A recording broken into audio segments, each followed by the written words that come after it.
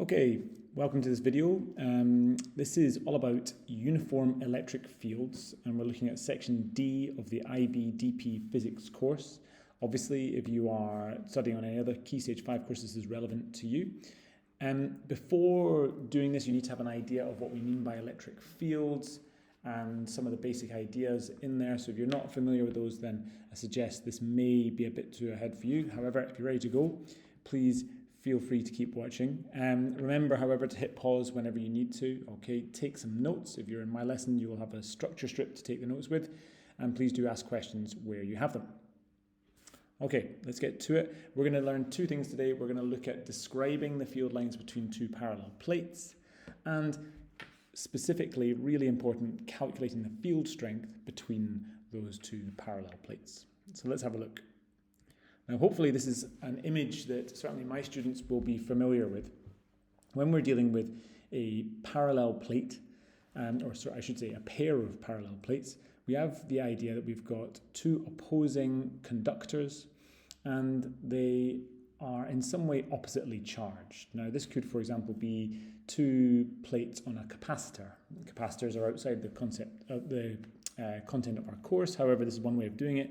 We connect a capacitor, which is literally two plates, and there's a gap between them. Now, due to the buildup of the charge, so in this case on the bottom plus Q and the top minus Q, we set up an electric field. Now, it's important to look at the electric field here. You can see it's in the main quite simple. Within this green border, you can see these lovely straight lines. And due to the fact that they've got a nice even spacing, you can see that our field is uniform. So whenever you're sketching the field lines due to parallel plates or parallel conductors, then we usually draw these straight lines with an even space. That indicates a constant or a uniform electric field strength. We can't ignore, however, the bits on the edges. These are called the edge effects. Okay. And so around on the left-hand side and on the right-hand side, clearly you can see those curved lines with increased spacing. That means weakening field strength. However, what we're doing right now is really relevant to the bit in the middle within that green box. So we can assume that we're dealing with a constant electric field. Now, it's actually possible to use some of the physics that we've already met to derive an expression for the electric field. So let's have a look. First thing to just sort of hammer home here is that the electric field we're going to be calculating here is a constant. Now, this is different to, say, the electric field of a point charge, which is changing. And what you'll have found with that one is that as we move further from the charge, we get a decreasing field. In this case, we're looking at constant field. Now, we're going to derive that field by using two equations that we know, and those two equations are equations for work. Now, you should be aware that we have two expressions for work. First one should be a familiar one. We've got W equal to FD. This is work is equal to the force times distance. And often when I'm teaching this, I refer to this as mechanical work. It's the transfer of energy due to the action of a force over a distance. Now, what you hopefully know from studying electric fields is that there's another way of expressing work, and that is equal to the charge times the potential difference. Now, what we're going to do here is we're going to use these two equations to come to another equation which allows us to express the electric field strength E. And at this point, I would encourage anybody who wants to kind of have a go to pause the video and try it. You're going to try and derive E, the electric field strength, from those two equations. However, if you're not sure, just feel free to keep watching. The derivation is not part of the IB course. Okay, I'm assuming you're ready to kind of look on. So if we just set these two equal to each other, of course, if work is equal to work, then that must mean that QV is equal to F times D. Okay, the charge multiplied by the potential difference is going to be equal to the force times the distance. Now, key to getting the value for our electric field strength is to remember the electric field strength is defined as the force per unit positive charge placed at any point in the field. So we've got F over Q. Now, hopefully you can see is that in our equation above, we have Q and F. And so just a little bit of rearranging, and again, feel free to pause if you want to try it yourself, can give us a new expression for E.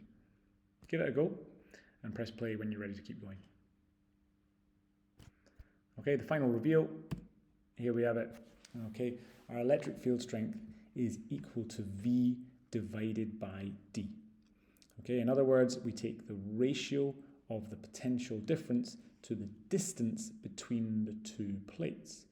In other words, if we want to increase that potential difference, that electric field, we have to increase the potential difference. Another way of doing so, however, would be to decrease the distance between the two plates, and that kind of makes sense. They're getting closer together, and therefore the forces between them is going to be stronger.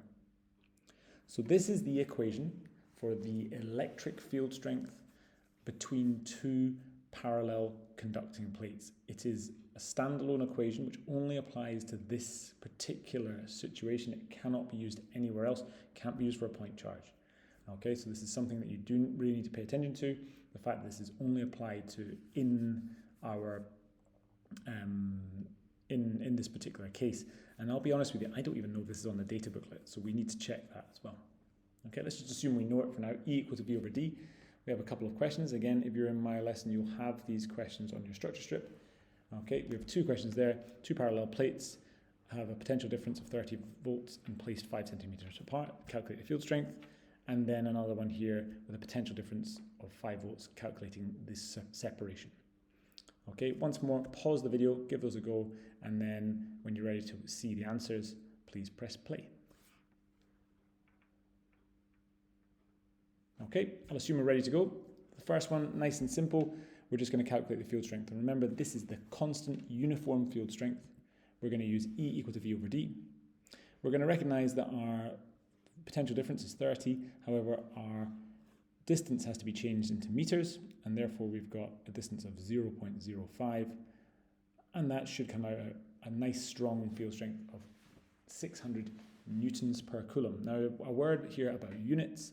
You notice here we have the standard units, newtons per coulomb here. That's force per unit charge. An absolutely fine alternative would be to use volts per meter. So you may see volts per meter written in the questions that you're given at IB. That's absolutely fine. You could use either units. Next one, we want to calculate the required separations. Well, we use our E equal to V over D, and therefore D is equal to V divided by E.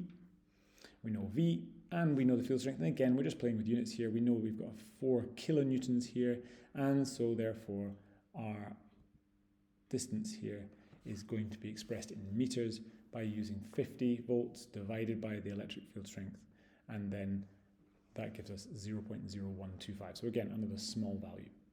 Okay, so these are our base level questions. Okay, what you'll then need to be doing in my lesson is, once you've watched this video, try this and apply it to a couple of harder questions where we're looking at the calculating forces, accelerations, etc., and then comparing it with the energy lens that we use to calculate using our work done. But that's enough from me. Again, any questions, please let me know, and thank you very much for watching.